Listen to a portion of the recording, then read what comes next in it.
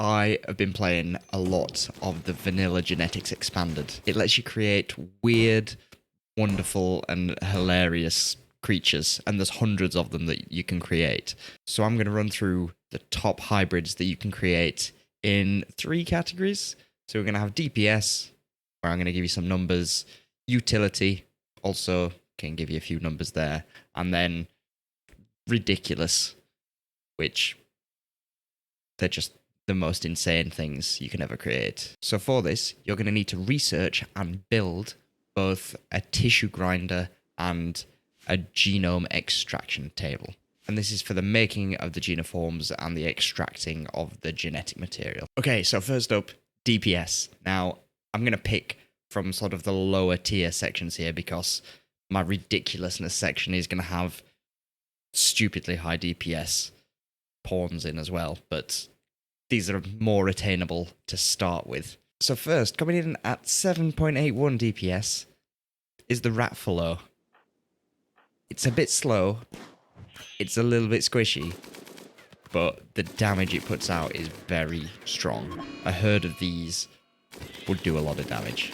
Second is the Snake Cat. Some of the cat hybrids have some very cool skills, but the Snake Cat is only going to do 6 DPS. But it also has a 20 damage ranged attack. And this spreads toxic buildup, so you can hit your enemies, retreat a bit, and let the toxic buildup do the work. Unfortunately, being a combination of a snake and a cat, it's also pretty squishy. But again, pretty cheap to make. Your snakes and your cats, not too hard to extract the material from. You could get yourself an army in no time. Third recommendation for DPS is the Thrumb Wolf. Obviously a combination of the Thrumbo and the Wolf. It is tanky. It comes in at 7.27 DPS, but it's got way more survivability than some of the others that I've mentioned. And a single one of these will do a significant amount of damage because it'll live a lot longer than the others on the list. Section 2, utility animals. Now, there's a whole host of different utilities around. Here are some of the most useful ones, especially when we're looking at carrying capacity. I'm trying to pick high carrying capacity animals that are still sensible to use. First up, the Manalope. Half man, half boomalope. This weird creature, which you can talk to and be friends with, will also lay IEDs, which can move around, use them to defend your base, shoot them as attackers arrive. It's free defense once you've made your Manalope. Next up, sticking with the man theme, we've got the Manfalo.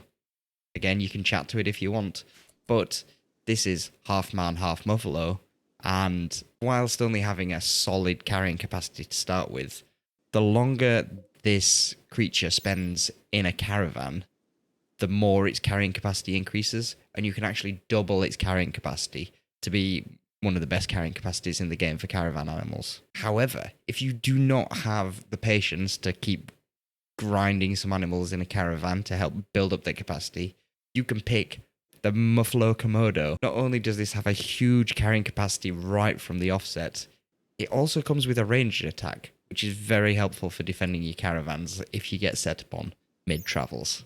It also drops some poisons which can be used in special medications. Right, before I hit the ridiculous animals, if you find this video useful, please hit me with a like, and I'll make more content like this. Now, on to the ridiculous. Top for just ridiculous looking, alongside having great sniper skills, is the Mecha Chicken. These chickens, used in combat, have great range, and a herd of them can snipe things off from a very long way away without risking any of your more precious real human pawns. Number 2 on the list is the Mecha Thrumbo.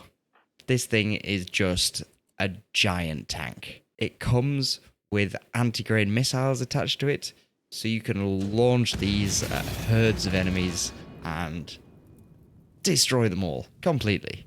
It's brilliant. But no list of ridiculous would be complete without the pinnacle of Rimworld, the Arco Centipede. This thing is a game killer all to itself. It's got so many weapons attached to it. It is so tanky, and it can fire a giant heat ray from the sky. It will destroy any raid coming at it, and it's so easy to maintain. And just look at the thing, it's ridiculous. This thing is a game breaker. Once you hit this level, you have ascended to peak Rimworld. That's it. You're untouchable. Can't do any better. So if you like this, please check out this guide on the most efficient armor to use in Rimworld. And guys, enjoy your Rimworld. I'll catch you in a bit.